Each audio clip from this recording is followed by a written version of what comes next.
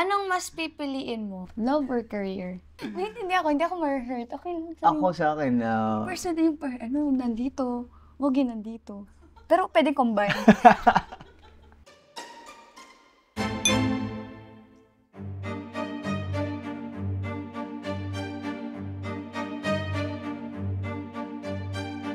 Hello everybody, it's me Fiang. and it's me, JM. And welcome to our vlog.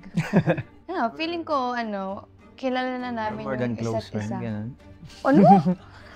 Bakit? Feeling ko, kilala ko na yung buong pagka-ugali niya, hanggang talampakan niya. Ayun lang, parang marami kasing unexpected na bagay na masaya. Sometimes hindi, ganun. So, yung sa amin, for me, magandang bagay, ganun. Magandang Ang buhay pangyayari ay weather lang. sa part ko. Yung mga- Hindi ko alam sa part niya. Grabe ka naman. So if you were to describe each other ng isang word, ano yung word na yun? Siya sa akin, blessing. Ooh, Ganda nun, boy. Sundan mo yun. prayers. Anong prayers? Okay. Pinahedyo ko lang. Tatlo. Sige, isang box. Isang bagsak. Hmm. One. Ako ang talo. So, ako Mauna mag-start. ka. Uy, ikaw magdidesisyon? Mauna ka. Ako magtatanong. Ako una sasagot. Ako magtatanong. Okay. Yes! Nagustuhan mo ba ako nung una tayo nagkakilala? Hindi, gusto kong kaibigan or gusto Ikaw, kung ano pagkakaintindi yung mo. personality mo, nagustuhan ko. O nung nakilala ka, Let's see. Nakakaba pala yung sound dito. Totoo. Diba? Ba't lang parang ayaw na mata. Parang first time ko makakita nun ng ganong personality na nasa katawan ng babae. Laki ako sa probinsya and more, karamihan ng kaibigan ko, karamihan ng nasa surroundings ko, puro lalaki. And then yung nakilala ko siya nun, yung personality niya, mas lalaki pa siya dun sa mga friends ko na lalaki. So, ayun, and then ang light ng vibe kapag siya yung kausap, kapag siya yung kasama ko, or kapag siya yung katabi ko dun sa loob ng bahay ni Kuya. So, yung sobrang strong ng personality, and at the same time, parang wala siyang pakialam sa sasabihin ng iba. And yung moment na, may moment na na-realize ko na gano'n palang klase mo, babae si Fiang. Doon po lumabas na kami ng bahay. Oo, doon na may part na, may soft spot pala siya. May soft spot pala siya. Hindi pala... Hindi ko siya pinapakita sa PBB, baka gamitin sa akin. Okay, my turn. On a scale of 1 to 10, rate me as a housemate from before. Housemate, mga 5. Charot. Siguro ako i-rate kita mga 7. Kasi may times na sobrang, parang feeling ko insensitive niya. 7 lang? Ako ngayon rank 1 nyo dun? Excuse me, yun Bago na nga ako yung ma-evict. point eh. Yun na nga yung point ni rank. Binigyan kita ng rank 1, saan mo ko nilagay? Rank 4. Oh, bakit? Pindutin mo yan. Sana nag-audition ako para sa'yo. 7. Siguro, 7.5. 8 na yun, round off natin. Nagulat ako. So, hindi pa pala 7.5. Ulitin natin. Sabihin mo 9. 9! Sabihin mo 9. Adugas! Meron takot siya! 9. Nagulat yung bangs ko! Oo, di ba? Sabi na ako yung big winner dun eh. Hindi, for me, siguro mga 8 na lang. May mga times nga nainis na ako sa kanya. Sobrang pinaparamdam ko na inis na ako. So, sobrang insensitive niya. Alam mo na? Ano yun? Alam mo na, tinutukoy ko, Bes? Oh, sabi mo. Nung house challenger versus, housemates, tulog sa loob. Tapos kami, init na init kami sa labas, siya naka-aircon sa loob. Tapos sabi Hindi, niya, kailangan ko kasing malaman kung Hindi. anong purpose ng house challenger that time. magkasinungaling, sige. magkasinungaling. Kinaya ko Nakita yung ng sarili video, ko wala nun. kang ginawa. Yeah, natulog. Nainis ka na ba sa akin pero hindi mo sinabi? Nainis ka na ba sa akin? Na hindi ko sinabi? Hindi mo sinabi sa akin. Oo. Grabe, kailan yan? Kailan? Tama. Kailan? Hindi ko rin alam eh. Every time na nainis kasi ako sa kanya, sinasabi ko sa kanya, pero parang may hindi time. sinasabi sa akin, ako pa nangungulit sa'yo. Alam mo na nainis ako. Oo. Nababother ako. Pero feel ko lang may time na nainis ako na hindi ko na lang sinabi, na parang pinalampas ko na lang ganun. May mga times kasi siya, Ako yung sumagot eh. pagod siya. Tapos wala siyang kakainisan, may inis lang siya sa akin. Ganun. Hindi sa kasi, Dala ng pagod. Ganun yun. Kumari, tahimik na lang ako. Kukulitin pa niya ako, ganun. So, Sabi siya, mainis. pero yung mga ganung moment naman, sinasabi ko sa kanya, no, tahimik muna, ganun. Time out muna tayo ngayon. Hindi ka ganyan magsabi sa akin. Hindi, non-verbatim. Wala, mata-mata acting lang. Mamatay, hindi siya mamalita. Tututunan siya. Nasa mood. Yan lang. Sagot na yun. Bye.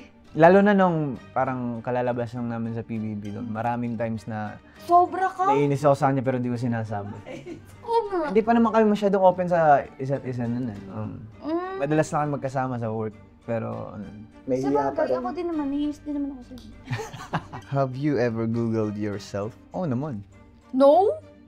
Why would I? Kaya mo, influencer ka na. Arte? No. Yuck! Bakit ko Google sarili ko, bes? Feeling ko, may explanation ako. Yes or no muna? Yes. Oh, yes. Oh, yes. Alam mo kung bakit? Di ba nag-fan meet tayo kahapon? Nakitinignan ko sa Google Birthday. yung birthday ko. Kasi sabi, nagtatalo sila, kailan birthday mo? Kailan birthday mo?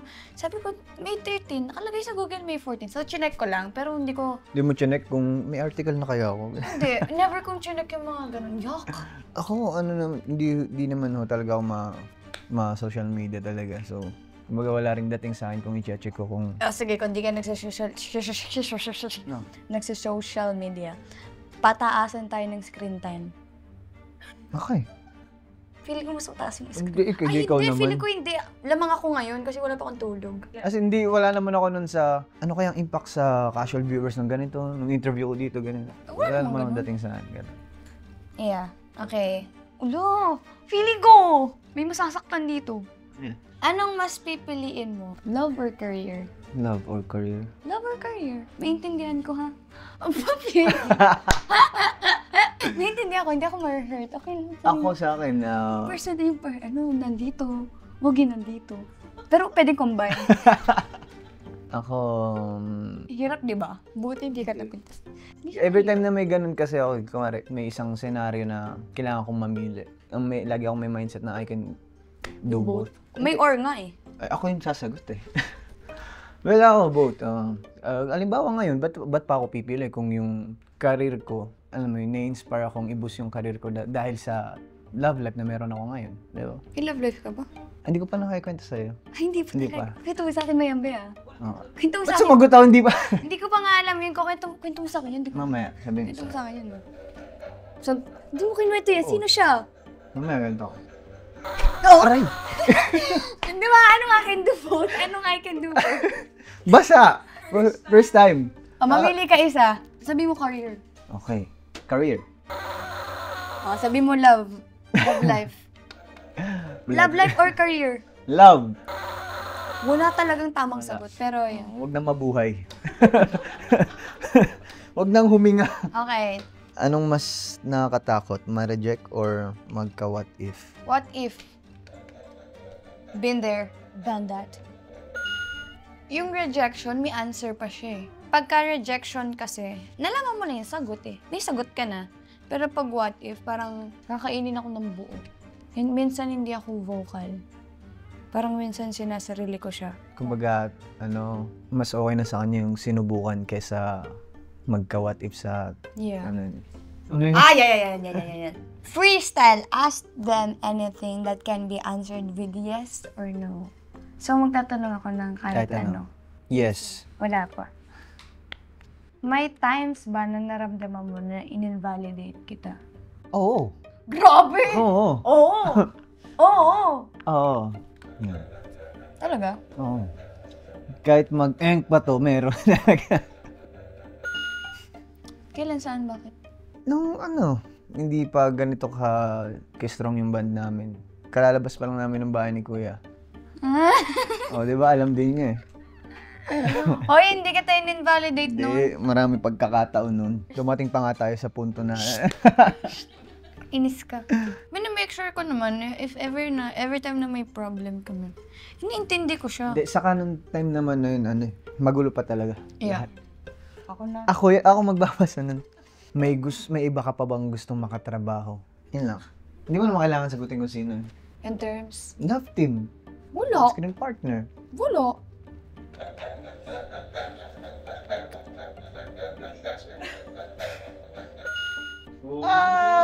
Ako na nagkusa. Ah! Wala. Nasa stage na ako ng buhay ko na... Wow, nasa stage na ako ng buhay ko. Siguro nasa stage Sa na ako career na? ng buhay ko sa career na kung hindi siya, parang wag na lang. Huwag kang kiligin na. Totoo yan. Tunay naman. Kasi sino pa bang ipapalit sa akin? No? Meron Kapal ba? lang po. May last question. Okay na. May last question ako. Oo, tinatay. May last question ako. Okay. Do you see me? Ay! Yan. Oh, nakikita mo ba ako sa future mo? In general, kung ikaw ang mamimili. As, best friend, makikita mo ba ako na best friend na pa din ako in the future? Feel ko sa future natin, nandun pa rin yung JMPM na love team. Hindi walang makakabuwag doon. Yeah. Nakikita mo pa, ba ako sa namumula future na mo? ako. Nakikita mo sa future mo? Oo. Okay. Sinungaling. Lagayo ako na. Kuya, excuse me. Thank you for tonight. Today. Hindi niya. Sinungaling ka. Sabi ko na nga ba, tagal ko nang nafe-feel yan. Ondas, ba't ka nagtanong eh? Wala, kinabahan ka. Hindi, nabibili to eh. May presyo to, kaya huwag kayong maniwala dito. Basta, simple lang. Kung nagdadoubt siya, kung may nagdadoubt man sa mga nanonood, gugulatin ko na lang kapag ikinasal ako. Ganun, yun lang.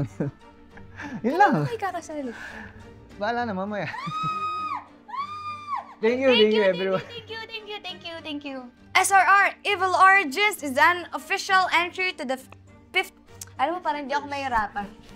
Past, present, future, Evil Never Dies. SRR, Okay. Past, present, future, Evil Never Dies.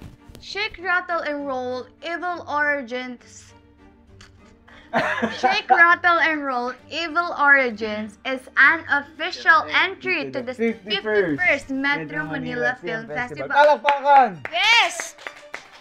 This is directed by Shugo Peraico, direct Joey De Guzman, direct Ian Lorenos. In cinemas this December 25. Bye!